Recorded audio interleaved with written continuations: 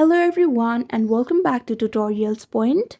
Today in this video, I will guide you on how to fix OkCupid messaging failures. So now let's get started. Ensure that you are connected to stable Wi-Fi or data connection. Now close and reopen OkCupid to refresh. You need to also make sure you are using the latest version of the app. Simply go to the Play Store and search for OkCupid, and if you see any update, simply update the app. You can also try clearing the app cache. Simply go to the settings, navigate to apps, and again navigate to OkCupid, and there go to the storage and tap on clear cache. But if the problem persists, try rebooting your phone to resolve temporary issues.